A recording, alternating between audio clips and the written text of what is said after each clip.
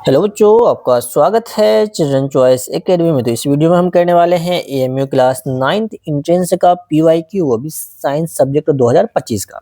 Already मेरे दोस्त आपको मैंने करवा दिया है 2012 से लेकर 2024 तक का पीवाईक्यू। अगर अब तक वो वीडियो आपने नहीं देखा है तो जरूर देखना।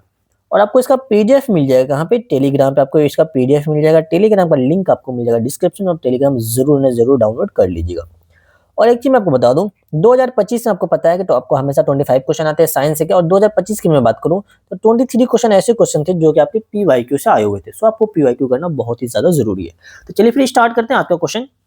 अब देखेंगे जो फर्स्ट क्वेश्चन है उसमें पूछा गया है what determine the pitch of the sound. बताएंगे साउंड का पिच को इसमें से डिटरमाइन कौन करता है। तो देखो ये क्वेश्चन हर बार आपके एग्जाम में पूछा जाता है। कभी आपसे पूछता है कि पिच को डिटरमाइन कौन करता है, और कभी पूछता है आपसे कि जो आपको लाउडनेस होता है उसको डिटरमाइन कौन करता है। तो मैं आपको दोनों को एक साथ लिख देता हूँ और इसको आप जरूर याद कर लीजिएगा मेरे भाई। इस बार भी आपके एग्जाम में आने की पॉसिबिलिटी जरूर है। तो जो आपका पिच होता है, पिच उसको डिटरमाइन करता है कौन? इसको डिटरमाइन करने वाला होता है फ्रीक्वेंसी। अगर आपको आंसर पता हो तो आप कमेंट मेरे बताने से पहले आंसर जरूर कर दिया कीजिए। और आपका देखिए जो लाउडनेस होता है साउंड का, लाउडनेस उसको डिटरमाइन कौन करता है भैया? उसको डिटरमाइन करता है एम्पलीट्यूड। उसको डिटरमाइन कौन करता है? एम्पलीट्यूड। ये दो कंसेप्ट आपको पता होना चाहिए हमेशा। सो आपका करेक्ट आंसर चला जाएगा इसका option number C. Next question देखते हैं क्या है। The plant and animal found in a particular area are termed. बताएंगे एक प्लांट है, एक एनिमल है, अगर किसी पार्टिकुलर एरिया में रह रहा तो उसको हम किस नाम से जानते हैं। तो आपको ये पता होना चाहिए जो एनिमल होता है उसका जो नाम होता है, जो दूसरा नाम कहते हैं उसको हम फना के नाम से, उसको किस नाम से जानते हैं? फना के नाम से उसको हम जानते हैं। और आपका जो प्लांट होता है उसको हम फ्लोरा के नाम से जानते हैं। उसको किस नाम से जानते हैं? फ्लोरा के नाम से जानते हैं। सो आपका करेक्ट आंसर जाने वाला है ऑप्शन नंबर डी। बहुत बच्चा पे कंफ्यूज होता है, सर याद कैसे करें। देखो मेरे दोस्त, जो आपका जो फ्लोरा होता है, जो फ्लोरा होता है, अगर इसको इस तरीके से आप ये कर दो ना, है ना, एफ को पी बना दो तो देखो पी एल हो गया, तो इसीलिए आप याद कर लीजिए जैसे प्लांट। लेकिन इसको आप पी बनाते हैं तो ये एफ ए हो जाता है ना, प्लांट में एफ ए तो नहीं आता है। ऐसे भी आप इसको याद कर सकते हैं। आइए नेक्स्ट क्वेश्चन देखते हैं, क्वेश्चन नंबर 3। इस क्वेश्चन में आपसे पूछा गया है which one is the antibiotic. बताएंगे इसमें से कौन सा एंटीबायोटिक है। तो एंटीबायोटिक के बारे में मैं आपको 2-3 पॉइंट एक्स्ट्रा बताऊंगा, और प्लीज इसको अभी के भी आप याद जरूर कर लेना। तो सबसे पहले बताएंगे कि आपको मतलब फर्स्ट एंटीबायोटिक कौन सा है ना, आपसे एग्जाम में ये पूछा जाता है फर्स्ट एंटीबायोटिक कौन सा है। तो मैं आपको यहाँ पे 4 एग्जाम्पल लिखूंगा एंटीबायोटिक का। जो मैं आपको पहला एग्जाम्पल आपको याद होना चाहिए पेनिसिलिन, है ना, जो आपके एग्जाम में न जाने कितने बार आए हुए हैं, पेनिसिलिन। तो ये एग्जांपल आपको पता होना चाहिए बिल्कुल मेरे दोस्त। और दूसरा एग्जांपल आपको पता होना चाहिए स्ट्रेप्टोमाइसिन, है ना, स्ट्रेप्टोमाइसिन, स्ट्रेप्टोमाइसिन। तो ये होना चाहिए याद। और आपको तीसरा एग्जांपल पता होना चाहिए टेट्रा, है ना, जो टेट्रासाइक्लिन होता है वो भी आपका एंटीबायोटिक का एग्जांपल है, टेट्रासाइक्लिन। चलो इतना ही याद करें, 3 भी याद कर लो काफी है ना। ये 3 आपको पता होना चाहिए कि ये 3 जो होते हैं वो क्या होते हैं भाई, ये एंटीबायोटिक एग्जांपल है। लेकिन पेनिसिलिन में कुछ खास बात है, पेनिसिलिन का कुछ खास बात याद होना चाहिए। इसमें आपसे पूछा जाता है कि बताएंगे फर्स्ट एंटीबायोटिक कौन सा है। कौन सा एंटीबायोटिक भैया? फर्स्ट एंटीबायोटिक कौन सा? आप क्या बोलेंगे? जो पेनिसिलिन है वो फर्स्ट एंटीबायोटिक है। आपसे पूछा जाता है कि पेनिसिलिन का डिस्कवरी किसने किया था, या फर्स्ट एंटीबायोटिक का डिस्कवरी किसने किया था। तो आपका करेक्ट आंसर चला जाएगा अलेक्जेंडर फ्लेमिंग। कौन क्या चला जाएगा भैया? अलेक्जेंडर फ्लेमिंग इसका डिस्कवरी किए थे। और इसका कब किए थे मेरे दोस्त? 1929 में डिस्कवरी हुआ था। तो देखो यहाँ पे क्या याद रखना, मैं आपको फिर से बता दूं। एंटीबायोटिक का एग्जांपल आपसे पूछा गया था, आपको 3 एग्जांपल याद रखना है, पेनिसिलिन, स्ट्रेप्टोमाइसिन एंड टेट्रासाइक्लिन। आपसे पूछा जाता है बताएंगे, एक तो आपको डायरेक्ट कभी जो कोई भी पूछा है बताएंगे इसको कौन सा एंटीबायोटिक है, तो आपका करेक्ट आंसर चला जाएगा ऑप्शन नंबर बी, बिल्कुल सही है। आपसे एग्जाम में यही पूछा जाता है कि फर्स्ट एंटीबायोटिक कौन सा, आप क्या बोलेंगे? पेनिसिलिन है। तो पेनिसिलिन का डिस्कवरी किसने किया था? अलेक्जेंडर फ्लेमिंग ने किया था। तो ये भी आपके एग्जाम में पूछा जाता है। अब आते हैं तो जरा सा देखते हैं कि ये ईस्ट क्या है, ये अल्कोहल क्या है। जरा सा बस थोड़ा सा इस पे नजर डालेंगे, ज्यादा नहीं, बस थोड़ा सा, कितना सा, बस थोड़ा सा देखेंगे। ये जो होता है भैया ईस्ट जो होता है, सबसे पहले आपको पता होना चाहिए ये जो है ये फंगस है। ये क्या है? ये फंगस है। आपसे पूछा जाता है ये भी कि बताओगे इसमें से कौन सा फंगस का एग्जाम्पल है। और ईस्ट के हेल्प से हम क्या बनाते हैं? ईस्ट के हेल्प से हम बनाते हैं अल्कोहल। कौन से प्रोसेस से? फर्मेंटेशन प्रोसेस से। नेक्स्ट क्वेश्चन देखो, क्वेश्चन नंबर 4 आसान सा क्वेश्चन पूछा। बताएंगे इसमें से प्रॉपर्टी बताओ किसका? पॉलिस्टर का, है ना, पॉलिस्टर का प्रॉपर्टी बताओ। तो इसके बस यार डायरेक्ट याद कर लो, जो पॉलिस्टर होता है बहुत क्रिस्पी होता है, इजी टू वॉश होता है एंड रिंकल्ड होता है। और एक चीज याद रखना, ये जो होता है स्ट्रॉन्गेस्ट होता है, बहुत ज्यादा स्ट्रॉन्ग होता है। ये बहुत ज्यादा कैसा होता है? स्ट्रॉन्ग भी होता है। आइए देखते हैं नेक्स्ट क्वेश्चन, क्वेश्चन नंबर 5 है। इससे पूछा गया है cold liver oil from the fish is rich in. देखो कोड लिवर ऑयल जो होता है ये कैसा ऑयल होता है, वो ऐसा ऑयल होता है जिसको कि हम फिश से जो ऑयल बनाते हैं ना उसको हम कोड लिवर ऑयल कहते हैं, याद रखना ये चीज। और इसके अंदर जो विटामिन पाया जाता है सबसे ज्यादा इसके अंदर विटामिन डी प्रेजेंट होता है। इसके अंदर सबसे ज्यादा कौन सा विटामिन प्रेजेंट होता है मेरे दोस्त, विटामिन डी। सो आपका करेक्ट आंसर चला जाएगा उसका ऑप्शन नंबर सी। आइए देखते हैं नेक्स्ट क्वेश्चन। क्वेश्चन नंबर 6 से पूछा है फर्स्ट फुल्ली सिंथेटिक फाइबर। यहीं से आपको यहाँ पे आंसर खोजना है कि बताएंगे इसमें से कौन सा जो कि फर्स्ट फुल्ली सिंथेटिक फाइबर है which was prepared from the coal water and air. जो फर्स्ट फुल्ली सिंथेटिक फाइबर अगर आपसे पूछी जाए तो आपका आंसर क्या होगा, आपका आंसर होगा नायलॉन। जो नायलॉन है ये आपका फर्स्ट फुल्ली सिंथेटिक फाइबर है। अब मैं आपको बताऊं इसमें कि भाई मुझे बताओ, मुझे आप पूछ सकते हो सर रेयान भी तो सर सिंथेटिक फाइबर है भाई, लेकिन अगर इसका जो एक इसको जानते हैं, इसको हम सेमी, अगर यही हिसाब से पूछा जाता कि बताओगे सेमी सिंथेटिक फाइबर कौन सा है, क्या पूछा कि अगर पूछेगा एग्जाम में सेमी सिंथेटिक फाइबर कौन सा है तो आप क्या बोलोगे, रेयान है। बाकी फर्स्ट फुल्ली सिंथेटिक फाइबर बोले तो आप क्या बोलोगे, नायलॉन है। वो तो समझ में आया। लेकिन मेरे दोस्त आपको इसका यूज पूछा था, बताएंगे जो नायलॉन होता है उसका हम यूज कहाँ कहाँ करते हैं। तो 3 यूज आपको आपके एग्जाम में आते हैं और आपको ये 3 यूज बिल्कुल आपके टिप पे होना चाहिए। सबसे पहले जो नायलॉन का यूज करते हैं इसको हम रस्सी बनाने में यूज करते हैं, मतलब रोप वगैरह जो होता है उसको बनाने में यूज करते हैं। दूसरा इसका यूज होता है जो सीट बेल्ट होता है ना, सीट बेल्ट जो कार वगैरह में लगा होता है ना, गाड़ी वगैरह में जो लगे हुए होते हैं सीट बेल्ट, उस वो जो बना हुआ होता है वो भी आपका नायलॉन से ही बना हुआ होता है। और जो पैराशूट वगैरह होते हैं, जो पैराशूट होते हैं वो भी आपका किसका बना हुआ होता है, वो भी आपका नायलॉन से बना हुआ होता है। ठीक है, तो ये आपको पता होना चाहिए इसका यूज। तो फर्स्ट फुल्ली सिंथेटिक फाइबर क्या है भैया, नायलॉन है। इसका यूज क्या क्या है, रस्सी बनाना, सीट बेल्ट बनाना, पैराशूट से बनाना। किससे बनाते हैं, नायलॉन से बनाते हैं। आइए नेक्स्ट क्वेश्चन देखते हैं। क्वेश्चन नंबर 7 बहुत ही प्यारा सा क्वेश्चन है। The friction force on an object of fluid है ना, जो फ्रिक्शन फोर्स जो कि फ्लूइड पे जो लगता है वो किस पे डिपेंड करता है। कभी आपसे एग्जाम में आप ये भी पूछा जाता है कि बताओ फ्रिक्शन फोर्स अगर फ्लूइड पे लगता है तो उसका नाम क्या होता है भैया। एग्जाम में ये बात भी कई बार पूछा गया है, कई बार। तो उसी को हम कहते हैं, इसी का जो फ्रिक्शन फोर्स होता है उसी का दूसरा नाम होता है ड्रैग। इसी का दूसरा नाम क्या होता है, ड्रैग होता है। तो याद रखना ये चीज आपको। अब देखते हैं कि किस पे डिपेंड करता है। भाई देखो ये फ्लूइड है, फ्लूइड बोले तो क्या क्या भैया, फ्लूइड बोले तो फ्लूइड के अंदर 2 चीज आता है, एक आता है आपका एयर आता है और एक आता है आपका जैसे कि लिक्विड चीज ले लो या वाटर, चलो लिक्विड लिख देते हैं, लिक्विड है ना, कोई भी लिक्विड हो और कोई भी एयर हो, इन दोनों में अगर फ्रिक्शन लगे तो उसी को हम कहते हैं फ्रिक्शन फोर्स और उसी का दूसरा नाम है ड्रग। तो आइए देखते हैं, इसको समझने की कोशिश करते हैं किस पे डिपेंड करेगा। सबसे पहले आपका ऑप्शन गिवन है speed with respect to the fluid. भैया क्या ये स्पीड पे डिपेंड करेगा, हाँ सर बिल्कुल है ना, बिल्कुल ये स्पीड पे डिपेंड करेगा। मान लेते हैं आप बाइक चला रहे हो, है ना, आप बाइक चला रहे हो, बहुत फास्ट में आप जा रहे हो, कहीं बाइक से जा रहे हो, स्पीड में जा रहे हो। अब देखना, अब जितने स्पीड में आगे जाओगे उतनी ही स्पीड से आपको आपके फेस पे एयर मतलब हवा लगते हुए नजर आएगा। जो हवा लग रहा है उसी को हम फ्रिक्शन कहते हैं। तो देखो जितना ज्यादा स्पीड मतलब स्पीड पे डिपेंड कर रहा है, तो जितना ज्यादा आपका स्पीड रहेगा उतना ज्यादा फ्रिक्शन रहेगा, मतलब कि ये डायरेक्टली प्रोपोर्शन होता है, याद रख लेना ये चीज भी। शेप ऑफ ऑब्जेक्ट, क्या शेप पे डिपेंड करता है, बिल्कुल सर। आप देखो एरोप्लेन जो उड़ता है, एरोप्लेन का जो आगे का पोर्शन होता है कुछ इस टाइप का होता है, आगे का जो पोर्शन होता है कुछ इस टाइप का होता है। इसका शेप इस टाइप से क्यों होता है, क्योंकि देखो एरोप्लेन बहुत ज्यादा स्पीड में चल रहा है भैया। देखो आप इतना सा बाइक अगर चला रहे हो तो आप पे कितना ज्यादा फ्रिक्शन लगता है भाई, है ना, जितना स्पीड में चला रहे हो उतना ज्यादा फ्रिक्शन, जितना धीरे चला रहे हो उतना कम एयर लगता है। लेकिन एरोप्लेन तो भाई पता है कितने ज्यादा स्पीड में चलते हैं, सोचो उस पर कितना ज्यादा फ्रिक्शन लगता होगा। तो इसलिए इसका शेप ऐसा बनाया जाता है ताकि जो एयर आए वहां से वो इस तरीके से इधर से भाग जाए ना, इधर से उसको नुकसान पहुंचाए बगैर, उसको रोके बगैर वो साइड से गुजर जाए। तो मतलब कि शेप पे भी फ्रिक्शन डिपेंड करता है, मतलब कि इसके इन्वर्सली प्रोपोर्शन हो गया। तो ये फ्रिक्शन को डिक्रीज करने में हेल्प करता है, ये जो इंक्रीज करता है ये डिक्रीज। नेचर ऑफ फ्लूइड, अरे सर बिल्कुल नेचर ऑफ फ्लूइड में डिपेंड बिल्कुल करेगा भाई। इसमें देखो विस्कोसिटी का एक कंसेप्ट आता है, जितना ज्यादा विस्कस होता है उतना ज्यादा फ्रिक्शन होता है, जितना कम विस्कस होता है उतना कम फ्रिक्शन होता है। सो नेचर पे भी डिपेंड करता है। सो आपका करेक्ट आंसर चला जाएगा ऑप्शन नंबर डी, इसका बिल्कुल एंड बिल्कुल करेक्ट आंसर है। आइए देखते हैं क्वेश्चन नंबर 8 क्या है। द कटिंग ऑफ फ्रूट, न जाने कितने बार ये क्वेश्चन में आए हैं भाई। The cutting of fruit and vegetable is easier with sharp knife. बताएंगे ऐसा क्यों होता है। जैसे आप क्या कर रहे हो कि आप किसी फ्रूट को काट रहे हो, किसी वेजिटेबल को काट रहे हो, अगर आप शार्प नाइफ से काटते हो ना बहुत आसानी से आप उसे कट कर देते हो।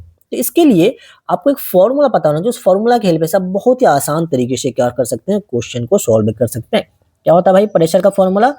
Pressure is equal to force by area ना, फोर्स बाय एरिया। देखो पी फॉर प्रेशर है, फोर्स बाय एरिया, ये आपका फॉर्मूला होता है। ये क्या होता है मेरे दोस्त? ये होता है आपका फॉर्मूला। तो यहाँ से इसको अगर मैं फॉर्मूला को तोड़ूं, आप क्या लिख सकते हो? प्रेशर जो होता है वो इनवर्सली प्रोपोर्शन होता है किसके? एरिया के।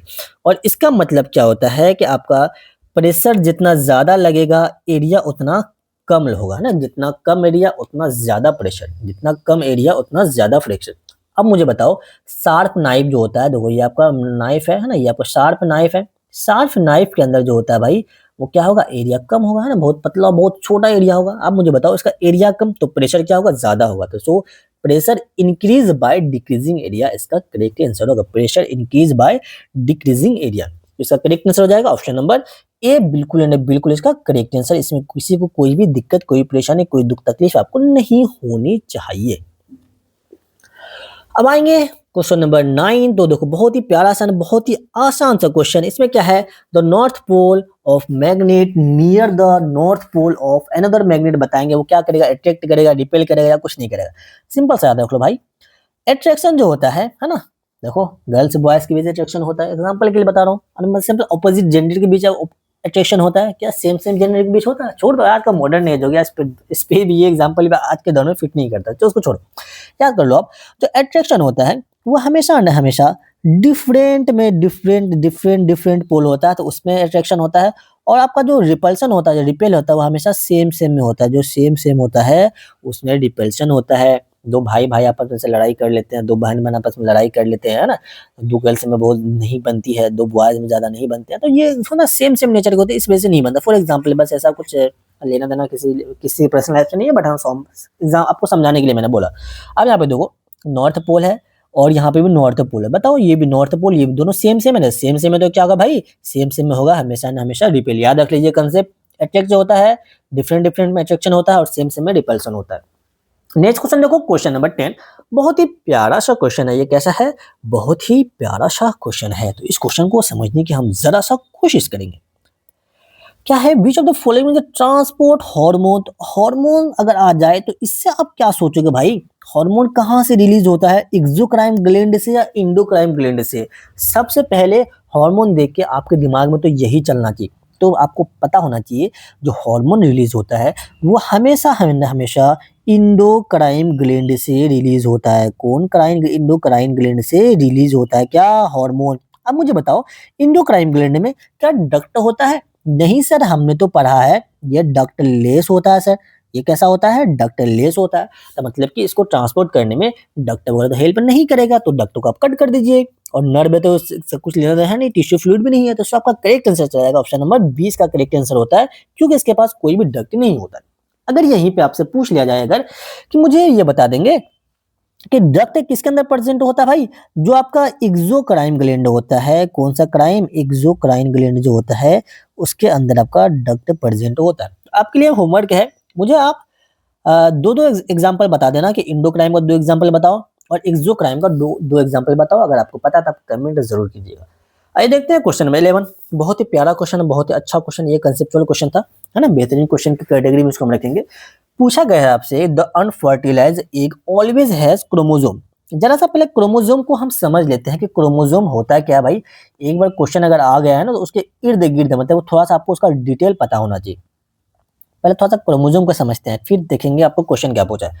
जो क्रोमोसोम होता है, आपसे पूछा जाता है कि ह्यूमन के अंदर कितने क्रोमोसोम होते हैं। ठीक है, ह्यूमन के अंदर होते हैं टोटल मेरे भाई 46 क्रोमोसोम होते हैं। ह्यूमन के अंदर टोटल कितने क्रोमोसोम होते हैं? आपसे ये भी पूछ सकता है। 46 क्रोमोसोम होता है। अगर पेयर पूछे तो 23 पेयर होता है, बस ये याद कर लो। अब आती है, ये 2 टाइप का होता है। ये क्रोमोसोम कितने टाइप का होता है? 2 टाइप का होता है। एक को बोलते हैं हम ऑटोसोम क्रोमोसोम, एक क्या बोलते हैं? Autosome chromosome. एक को एलोसोम बोलते हैं और एलोसोम का एक दूसरा नाम होता है सेक्स क्रोमोसोम। इसी का दूसरा नाम क्या होता है? Sex chromosome. आपको यहाँ पे पता होना चाहिए जो ऑटोसोम होता है मेरे भाई वो होता है टोटल 44। जैसे 46 है ना, ह्यूमन की बात हो रही है, 46 में से 44 ऐसा क्रोमोसोम होता है जो कि आपका ऑटोसोम होता है। बचे 2 एक्स वाई और एक्स वाई ऐसा क्रोमोसोम होता है जो कि आपका होता है सेक्स क्रोमोसोम। आपसे ये भी पूछा जा सकता है, बताएंगे ऑटोजोम कितने पेयर में होते हैं भाई? 22 44 का पेयर लगाओ तो कितने पेयर हो गया? 22 पेयर हो गया। बिल्कुल सर, हम सब जानते हैं ये चीज। और ये जो हो गया आपका एक पेयर, तो यहाँ से या क्या याद कर लो आप, जो क्रोमोसोम होता है वुमेन के अंदर 46 क्रोमोसोम होता है, पेयर पूछे तो 23 उसका आधा कर देना है। ऑटो इस ये फिर दो टाइप के होते हैं। ऑटोजोम जो होता है भैया वो 44 होता है नंबर में, और पेयर में पूछे तो 22 पेयर होता है। और बाकी दो सेकंड टाइप होता है सेक्स क्रोमोसोम, उसी का दूसरा नाम होता है ऑलोसोम। तो वो जो होता है एक्स वाई क्रोमोसोम होता है, पेयर पूछे तो एक पेयर होता है। या आई होप कि आपको समझ में। अब ये क्वेश्चन को जरा सा सॉल्व करने की कोशिश करते हैं। अब देखो, अनफर्टिलाइज एक पूछा है, देखो मेल हो गया, एक बॉडी होता है फीमेल। जो मेल होता है मेरे भाई, उसके अंदर हमेशा एंड हमेशा जो क्रोमोसोम के एक्सपेक्ट से बात करेंगे, मेल के अंदर हमेशा एंड हमेशा एक्स वाई क्रोमोसोम होता है। मेल के अंदर हमेशा एंड हमेशा एक्स वाई क्रोमोसोम होता है। और जो फीमेल होती है उसके अंदर हमेशा एंड हमेशा वाई क्रोमोसोम होता है। एक्स सॉरी, हम फीमेल के अंदर हमेशा एंड हमेशा एक्स एक्स क्रोमोसोम होता है, और मेल के अंदर हमेशा एक्स वाई क्रोमोसोम होता है। अब देखो 40, ये देखो, इससे अब क्या निकलेगा? ओवम निकलेगा। इससे क्या आएगा भैया? इसका फर्टिलाइज, मतलब एक की बात हुई, इससे क्या निकलेगा? एक बोल दो या ओवम बोल दो। एक बोल दीजिए या आप इसको ओवम बोल दीजिए, बात बराबर है। ठीक है। और जो मेल है उससे उसका क्या निकलेगा? उससे आएगा स्पर्म, उससे आएगा स्पर्म, उससे स्पर्म आएगा। अब यहाँ पे याद रखना आपको, देखो यहाँ पे एक्स एक्स क्रोमोसोम, मतलब इसके साथ हमेशा न हमेशा क्या आने वाला है? एक्स ही आने वाला है। लेकिन स्पर्म आपका दो कैटेगरी में बढ़ सकता है, या तो इसके साथ हो सकता है कि एक्स आ जाए, और इसके साथ हो सकता है वाई आ जाए। दोनों पॉसिबिलिटी है किसके लिए? मेल के केस में। और आपको ये भी पता है, जो फर्टिलाइजेशन होता है वो कहाँ पे होता है? फर्टिलाइजेशन हमेशा न हमेशा फीमेल बॉडी में होता है। फर्टिलाइजेशन हमेशा न हमेशा फीमेल बॉडी में होता है। लेकिन पूछा मतलब फर्टिलाइजेशन हुआ ही नहीं। अगर फर्टिलाइजेशन नहीं हुआ, इसका मतलब क्या हुआ कि ये जो एक्स वाई है ये यहाँ तक नहीं गया, वो उससे जाके फ्यूज नहीं हुआ। तो उससे मतलब कि ना एक्स गया उसके पास, ना वाई गया उसके पास। और उसके एग में क्या आया हुआ भाई? उसके एग में एक्स आया हुआ है। मतलब कि ये अनफर्टिल है। ये जो कैसा एग हो गया भाई? अब यहाँ पे गया ही नहीं। इसको यहाँ पे रेड पेन से मैं कट कर देता हूँ। ये नहीं फ्यूज नहीं हुआ, तो ये कैसा एग हो गया भाई? इसी को हम बोलते हैं अनफर्टिलाइज एग। तो आप मुझे बताएंगे अनफर्टिलाइज एग में कौन सा क्रोमोसोम बचा हुआ है? एक्स क्रोमोसोम बचा हुआ। सो आपका करेक्ट आंसर चला जाएगा option number A. I hope कि आपको ये चीज बहुत अच्छी तरीके से समझ में आ गया होगा। नेक्स्ट क्वेश्चन देखोगे, क्वेश्चन नंबर 12, बहुत ही आसान सा क्वेश्चन, आपका एनसीईआरटी का क्वेश्चन। चिकन जो sorry chicks is develop from the embryo from hen. ये आपका एनसीईआरटी का ही लाइन से क्वेश्चन पूछा गया है, वो आपको इसमें गिवन है भैया। कितना गिवन है? आप अगर वहां पे आप चेक करेंगे तो आपको वहां पे गिवन है 2 वीक गिवन है। तो आपका करेक्ट आंसर चला जाएगा इसका ऑप्शन नंबर ए। इसमें ऐसा कुछ बताने का बात नहीं है। 2 वीक है कि 3 शायद 2 वीक 3 वीक, नहीं सॉरी, आपका एनसीईआरटी में 3 वीक गिवन है। एक बार आप देख लेना प्लीज। ये इसमें 3 मेरे ख्याल से 3 वीक गिवन है। ठीक है, 3 वीक गिवन है। चलिए नेक्स्ट क्वेश्चन देखते हैं, क्वेश्चन नंबर 13। क्वेश्चन नंबर 13 में से पूछा गैमिट फ्यूज टू फॉर्म। अरे कितना प्यारा सा क्वेश्चन, गैमिट फ्यूज। गैमिट जब फ्यूज होता है तो वो क्या बनाता है? चलो आप थोड़ा सा फिर से समझने की कोशिश करते हैं। आइए फिर मेल बॉडी, भाई न जाने कितनी बार ये क्वेश्चन आए, इसलिए मैं आपको पूरा कंसेप्ट ही बताता हूँ हमेशा जब भी क्वेश्चन आते हैं। तो मेल से दोस्त क्या निकलेगा? कौन सा गैमिट निकलेगा? मेल गैमिट को हम क्या कहते हैं? देखो चलिए गैमिट के बात है, गैमिट लिख देते हैं। मेल से निकलेगा भैया मेल गैमिट, है ना, मेल गैमिट। और मेल गैमिट को ही हम क्या कहते हैं? स्पर्म कहते हैं। तो थोड़ा सा अच्छे से लिख लो इसे। मेल गैमिट को क्या कहते हैं? स्पर्म कहते हैं। और आपका जो फीमेल पोर्शन है, फीमेल बॉडी से क्या निकलेगा भाई? फीमेल पोर्शन निकलेगा फीमेल गैमिट। एफजी लिख दो सिर्फ पे। चलो बताओ कुछ और समझो। फीमेल गैमिट, और यहाँ से क्या निकलेगा? ओवा निकलेगा। ये आपके मेल गैमिट क्या निकला? स्पर्म। और फीमेल गैमिट क्या निकला? ओवा। उसी का दूसरा नाम होता है एक, है ना, कंफ्यूज ना हो आप। आइए आप देखते हैं, ये दोनों जब आपस में फ्यूज करेगा, ये दोनों जब आपस में फ्यूज करेगा, फ्यूज कर जब होता है तो उसी को हम क्या कहते हैं? फर्टिलाइजेशन। यही आपका क्या कहलाता है? यही आपका कहलाता है फर्टिलाइजेशन। जब ये फर्टिलाइजेशन हो जाता है तो किस चीज का फॉर्मेशन होता है भाई? क्या बोलोगे सर आप? यही तो, इसके बाद ही तो जाइगोट बनता है। अब जाइगोट के बाद क्या बनता है? जाइगोट के बाद बनता है एम्ब्रियो। जाइगोट के बाद क्या बनता है सर? एम्ब्रियो बनता है। एम्ब्रियो के बाद क्या बनता है? फ्यूटस बनता है। फिलहाल आपसे पूछा है कि बताएंगे जब गैमेट आपस में फ्यूज कर रहा है, देखो जब ये दोनों गैमेट आपस में फ्यूज कर रहा है तो किस चीज का फॉर्मेशन हो रहा है? तो क्या चीज का फॉर्मेशन हो रहा है भाई? आप बोलेंगे सर उसके बाद तो यहाँ पे जाइगोट मुझे बनता हुआ नजर आ रहा है। सो आपका करेक्ट आंसर हो जाएगा ऑप्शन नंबर सी। इसका बिल्कुल नहीं बिल्कुल करेक्ट आंसर है। एक चीज और बता देता हूं मैं आपको, जो ओवम रिलीज होता है, ओवम जो आपसे पूछा जाता है कि मुझे बताओ जो फीमेल गैमीट है वो कहाँ से रिलीज होता है? मैंने आपको बताया जो ओवम है वो फीमेल गैमीट है। ये रिलीज कहाँ से होगा? ये जो रिलीज होता है ये ओवरी से रिलीज होता है। ये कहाँ से रिलीज होता है? ये आपका ओवरी से रिलीज होता है। और जो अच्छा ओवरी तो गिवन है, इसी ओवरी से ही रिलीज होता है। और आपका जो स्पर्म है ये कहाँ से रिलीज होता है? ये आप टेस्टिस से रिलीज होता है। ये कहाँ से रिलीज होता है मेरे दोस्त? टेस्टिस से रिलीज होता है। ये भी 2 पॉइंट आपको पता होना चाहिए। और ये देखते हैं नेक्स्ट क्वेश्चन। क्वेश्चन नंबर 14 से पूछा है द लार्जेस्ट एग क्या है? द लार्जेस्ट सेल मेजरिंग इतना इतना बताएंगे। सिंपल है, लार्जेस्ट एग पूछा है, लार्जेस्ट सेल पूछ लेता है। याद रखना आपको जो ऑस्ट्रिच एग होता है वो जो होता है हमेशा हमेशा वो लार्जेस्ट एग होता है। ऑस्ट्रिच एग क्या होता है? लार्जेस्ट होता है। नेक्स्ट क्वेश्चन देखो, climate is a component of. जो क्लाइमेट होता है वो किसका किसका कंपोनेंट है? बहुत बेहतरीन क्वेश्चन, न जाने मैंने कई बार बताया है। जो क्लाइमेट जो होता है वो किसका कंपोनेंट है? वो जो कंपोनेंट होता है भाई वो इकोसिस्टम का कंपोनेंट है। कंपोनेंट क्या है? आप बायोस्फीयर सर बोलोगे। बायोस्फीयर को आप सिंपल वर्ड में कह सकते हो, जो पूरा अर्थ है ना, होल अर्थ, होल अर्थ, जो होल अर्थ है। आपसे पूछा कल ये भी जा सकता भाई, मुझे बता दो जो पूरा जमीन जो नजर आ रहा है उसको क्या कहते हैं भाई? यही आपका बायोस्फीयर है। और अगर आपसे कल होके पूछ लिया जाए कि मुझे सर ये बता दीजिए इकोसिस्टम क्या है ना, इकोसिस्टम क्या है सर, तो उसमें आप क्या बोलेंगे? इकोसिस्टम में चलो बता देता हूँ इकोसिस्टम क्या है। जो इकोसिस्टम है मेरे दोस्त उसमें आप बोलेंगे जैसे कि इसके अंदर क्या क्या आ गया भाई? इसके अंदर बायोटिक आ गया, ये बायोटिक आ गया, ये सारा मिलकर आपका इकोसिस्टम बनाता है। आपको ये चीज पता होना चाहिए। आइए देखते हैं नेक्स्ट क्वेश्चन। क्वेश्चन नंबर आपका 16 पूछा है red book data keep record the animal and plant which are. बताएंगे रेड बुक डाटा जो होता है वो किसका किसका, मतलब जैसे देखो इसमें से रेड बुक डाटा जो होता है वो किसका रिकॉर्ड को कीप करता रखता है भाई? एनिमल का डाटा उसके अंदर होता है और प्लांट का डाटा होता है। वो पूछा ये जो एनिमल होता है, ये जो प्लांट होता है, ये किस टाइप का होता है? ये आपसे पूछा है, ये किस टाइप का होता है? ये इंडेंजरस होता है, इंडेंजर्ड होता है या एक्सटिंक्ट होता है? तो आपको पता होना चाहिए रेड बुक डाटा में जो प्लांट है, जो एनिमल का जो डाटा फिक्स होता है उसी को हम क्या कहते हैं? इंडेंजर्ड कहते हैं। वो कैसा एनिमल का उसके अंदर होता है भैया? डाटा इंडेंजर्ड एनिमल का होता है। सो आपका करेक्ट आंसर हो जाएगा ऑप्शन नंबर ए, इसका बिल्कुल एंड बिल्कुल करेक्ट आंसर है। चलिए नेक्स्ट क्वेश्चन देखते हैं। क्वेश्चन नंबर 17 में आपसे पूछा गया है which of the following character of the thermosetting. Thermosetting का भैया क्या बोलोगे आप? थर्मोसेटिंग के बारे में मैंने आपको कई बार बताया है ना, कितनी बार बताया है मुझे खुद नहीं पता है ना।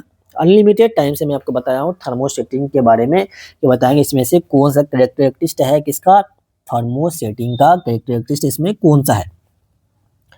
तो देखो यहाँ पे इसमें आप क्या याद रख लीजिएगा, जो आपका थर्मोसेटिंग प्लास्टिक है उसके बारे में आपको क्या समझाता हूँ। थर्मोसेटिंग प्लास्टिक को अगर आप हीट करते हैं, उसको क्या करते हैं भैया? उसको अगर आप हीट करते हो तो वो कैसा हो जाता है? क्या बोलोगे सर? हीट करने के बाद ये हो जाता है हार्ड नेचर का हो जाता है सर। अगर ये हार्ड नेचर का हो जाएगा सर तो क्या इसका हम रीसाइज कर सकते हैं, मतलब उसका हम साइज को चेंज कर सकते हैं क्या? नहीं सर, इसके हम किसी भी साइज को चेंज नहीं कर सकते हैं। तो याद रखो जो थर्मोस सेटिंग होता है वो कैसा नेचर का होता है? वो हार्ड नेचर का। Can be resize by heating, क्या इसको हम रीसाइज कर सकते हैं हीटिंग के साथ? क्या ये पॉसिबल है? मैंने बताया नहीं, इसको हम रीसाइज बिल्कुल नहीं कर सकते हैं। सो आपका करेक्ट आंसर इसका क्या हो जाएगा? ऑप्शन नंबर ए तो बिल्कुल नहीं है। क्या ये आप बोलोगे ना सर इसको हम रीसाइज नहीं कर सकते हैं? सॉफ्ट, क्या ये सॉफ्ट होता है हीट करने के बाद? नहीं भाई, ये जो प्रॉपर्टी है मतलब कि सॉफ्ट होना, ये होता है आपका थर्मो सेटिंग का है, सॉरी थर्मोप्लास्टिक का। ये किसका भाई? थर्मोप्लास्टिक का प्रॉपर्टी है, थर्मोप्लास्टिक, याद रखना। थर्मोप्लास्टिक का प्रॉपर्टी है। थर्मोप्लास्टिक को अगर आप हीट करोगे तो वो आपका सॉफ्ट हो जाता है। बिकम रिजिड, क्या इसको बिकम रिजिड हो जाता है? रिटेन सेफ आफ्टर मोल्डिंग, हाँ बिल्कुल भाई, इसको आपका करेक्ट आंसर इसका चला जाएगा ऑप्शन नंबर सी, बिल्कुल करेक्ट आंसर है। आइए देखते हैं नेक्स्ट क्वेश्चन। क्वेश्चन नंबर आपसे पूछा गया है 18 में कि बताएंगे पीवीसी जो आपका polyvinyl chloride is widely used in the production है। बताएंगे इससे हम क्या बनाने में इसको हेल्प करते हैं, मतलब इसको हम क्या बनाते हैं इसके हेल्प से? जो आपका वाटर पाइप होता है ना, जो वाटर पाइप होता है उस वही बनाते हैं। उस किसके हेल्प से बनाते हैं भाई? पीवीसी के हेल्प से बनाते हैं हम वाटर पाइप। तो आई होप कि आपको सारा चीज समझ में आ रहा होगा।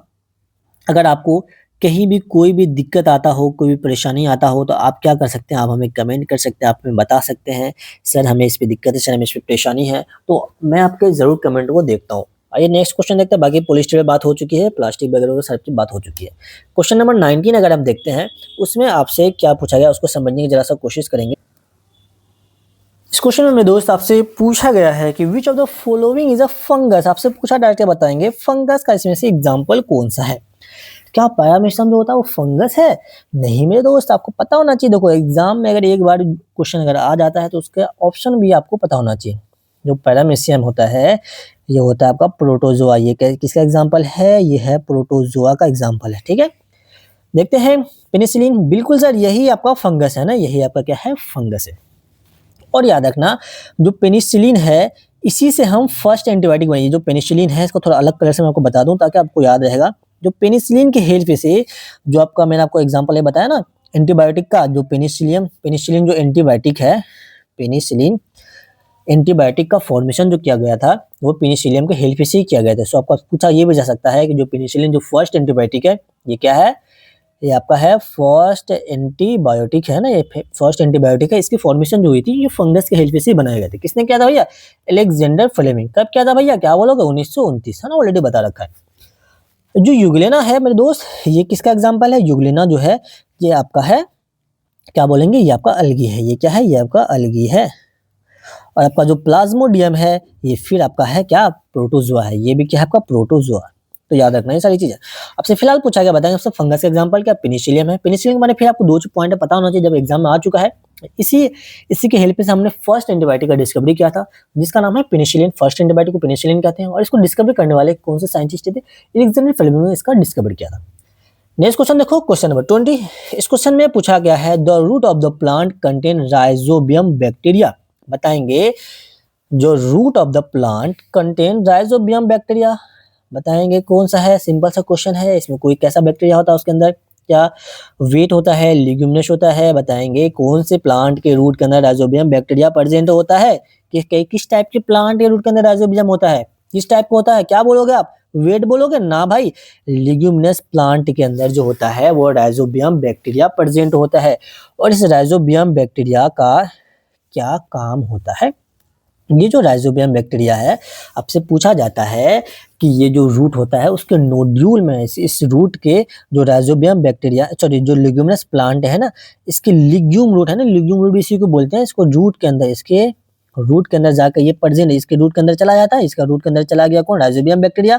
यहाँ जाकर ये एक काम करता है जिसको हम बोलते हैं नाइट्रोजन फिक्सेशन। तो आपसे पूछा ये भी जाता है कि नाइट्रोजन फिक्सेशन का काम कौन सा बैक्टीरिया करता है? तो आपका आंसर क्या होगा सर? वो जो होता है वो राइजोबियम बैक्टीरिया होता है। आपसे कल के एग्जाम में ये भी आपके एग्जाम में पूछा गया है, राइजोबियम बैक्टीरिया जो होता है वो कहाँ पर प्रेजेंट होता है? वो जो होता है लिग्यूमिनस प्लांट के रूट में प्रेजेंट होता है। कहाँ प्रेजेंट होता है मेरे दोस्त? ये इसके रूट में प्रेजेंट होता है। बहुत ही बेहतरीन सा क्वेश्चन बनता है, याद रखना ये। क्वेश्चन नंबर 21 अगर देखते हैं, इसमें पूछा गया है बहुत ही आसान सा क्वेश्चन, बहुत ही प्यारा सा क्वेश्चन, बच्चों वाला क्वेश्चन।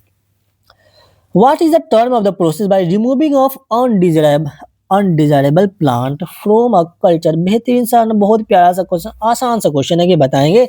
एक आपका ये फील्ड है ना, ये आपका मान लेते हैं, अरे भैया फील्ड बन जाओ। ये आपका क्या है? एक फील्ड है, ये आपका प्लांट लगा हुआ। इस प्लांट के साथ साथ कुछ ऐसे भी अनडिजायरेबल प्लांट आ गए हैं जिसकी हमें जरूरत नहीं है। इसको अगर हमें रिमूव करना है तो उस प्रोसेस को हम क्या कहते हैं? सबसे पहले आप जान लो, ये अनडिजायरेबल जो प्लांट होता है जिसकी हमें जरूरत नहीं होती उसी को हम कहते हैं वीड। उसको हम क्या कहते हैं? इसी को हम वीड कहते हैं। और इसको जो रिमूव करने का जो प्रोसेस होता है उसको हम क्या कहते हैं? वीडिंग कहते हैं।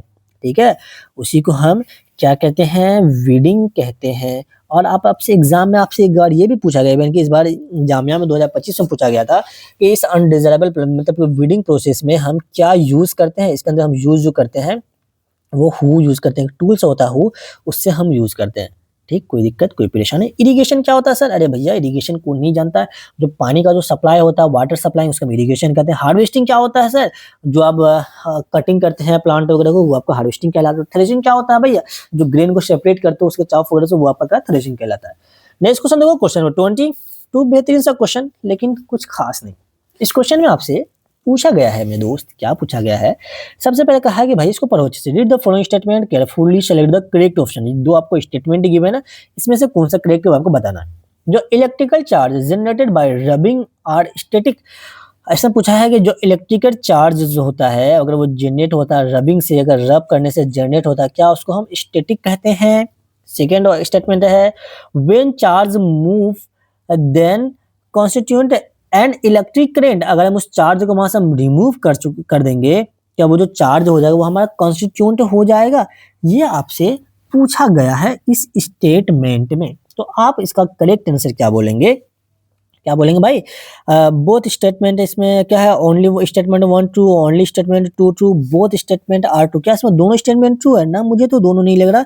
स्टेटमेंट 1 जो है बिल्कुल मुझे ट्रू लग रहा है कि देखो the electric charge generate bye rubbing, जो आप रब करने से जो इलेक्ट्रिक चार्ज जनरेट होता है वो तो आपका इलेक्ट्रिक स्टैटिक चार्ज कहलाता है। बिल्कुल ये चीज तो मेरे को बहुत हद तक सही लग रहा है, मुझे बिल्कुल सही लग रहा है। लेकिन दूसरा देखो, व्हेन चार्ज मूव, जब ये चार्ज मूव करने लगेगा, क्या है, when charge move then constitute, अच्छा हाँ, मूव करने लगेगा तो फिर उसको हम क्या कहेंगे?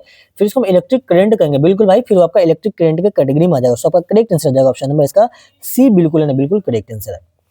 आइए देखते हैं क्वेश्चन नंबर, अगर आप देखते हैं 23, तो इसमें पूछा गया है what is the significance of nitrogen. देखो यार, यहाँ भी देखो सेम क्वेश्चन रिपीट होते हैं। अभी मैंने आपको इससे पहले करवाया, अभी देखो सेम उसी चीज को थोड़ा सा घुमा के पूछ लिया इसमें। तो पूछा है कि सिग्निफिकेंस ऑफ नाइट्रोजन फिक्सेसिंग बैक्टीरिया। बताओ, नाइट्रोजन फिक्सेसिंग बैक्टीरिया का भी मैंने नाम क्या बताया था भैया? इसी का तो अभी मैंने नाम बताया था, राइजोबियम बैक्टीरिया। यही तो था, यही कौन बैक्टीरिया है भाई? इसी बैक्टीरिया को तो मैं आपको क्या बोला था, राइजोबियम बैक्टीरिया था यही। तो इसका आपका सिग्निफिकेंस पूछा कि ये क्या चीज में हेल्प करता है भाई, इसका क्या काम क्या था? मैंने आपको जस्ट काम बताया था, नाइट्रोजन फिक्सेशन इसका काम था। खोजो नाइट्रोजन फिक्सेशन का है, क्या सॉइल का इरोजन करता? ना भाई, गलत बात।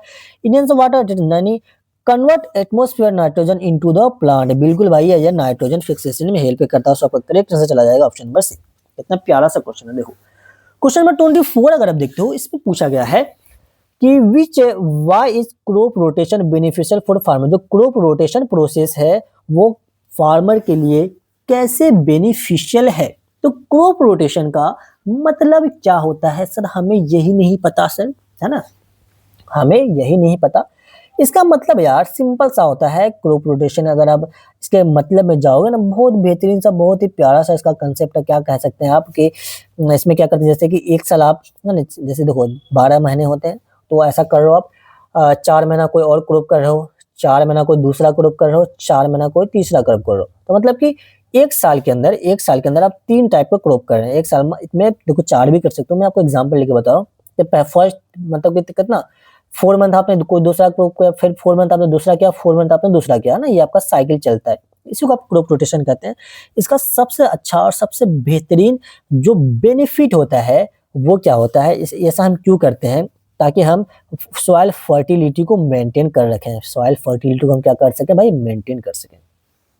नेक्स्ट क्वेश्चन देखो, friction depend on fill in the blanks surface in the contact. यार बेहतरीन क्वेश्चन है, बहुत ही प्यारा सा क्वेश्चन है ये भी। जो फ्रिक्शन होता है वो किस पे डिपेंड करता है, यही क्वेश्चन आपसे इस वाले एग्जाम में यार 24 25 आ चुके हैं। वाह, नोट टू फाइव, मुझे तो पता, मुझे लगा यार अभी तो और भी क्वेश्चन है। लास्ट क्वेश्चन है ये, तो लास्ट क्वेश्चन फाइनली पहुंच चुके हैं। तो बताएंगे ये जो फ्रिक्शन होता है वो किस पे डिपेंड करता है? जो फ्रिक्शन होता है वो किस पे डिपेंड करता है? तो आप क्या बोलेंगे? जो फ्रिक्शन क्या है, द फ्रिक्शन डिपेंड ऑन, किस पे? क्या वो वॉल्यूम पे नहीं भाई, देखो वॉल्यूम और मास और वेट पे तो कभी भी डिपेंड नहीं करता है। लेकिन ऑप्शन के अकॉर्डिंग आप कह सकते हैं ये जो डिपेंड करता है ये इसके नेचर पे डिपेंड करता है ना। Friction depend on nature of the surface. बिल्कुल इसके नेचर पे ये डिपेंड करता है, क्योंकि मैंने आपको कई बार बताया है कि जैसे आप देखो फ्रिक्शन जो होता है ना, फ्रिक्शन जो होता है वो डायरेक्टली प्रोपोर्शन होता है किसके? रफनेस के। और मैं आपको कई बार बोलता हूँ जो रफनेस होता है ये क्या होता है भाई? ये सरफेस या तो रफ होगा या सरफेस या तो स्मूथ होगा, है ना, ये होता है जनरली। सो आपका करेक्ट आंसर जाएगा option number A, correct answer है। हाँ चलिए, हो गया कंप्लीट यार, है ना। तो कैसे चलेगा यार आधा घंटा, तो मुझे पता ही नहीं चला। आई होप कि आपको बहुत मजा आया होगा, एक एक क्वेश्चन आपको समझ में आया होगा। अगर फिर भी आपको कोई डाउट हो, कोई परेशानी हो, आप हमें ज़रूर कमेंट कीजिएगा, वहाँ पे आपका मैं रिप्लाई करता हूँ। अगर आप चाहो तो मुझे इंस्टाग्राम पे फॉलो कर सकते हैं, मुझे यहाँ पे अपना डाउट भी शेयर कर सकते हैं। कोई दिक्कत, कोई परेशानी, कोई दुख तकलीफ बिल्कुल नहीं होगी। अगर फर्स्ट टाइम है तब सब सब्सक्राइब कीजिए, अपने दोस्तों के साथ जरूर शेयर कीजिए। चलिए मिलते हैं फिर नेक्स्ट वीडियो के साथ, तब तक के लिए ओके बाय, अपना ख्याल रखना, अच्छे से पढ़ाई करते रहा।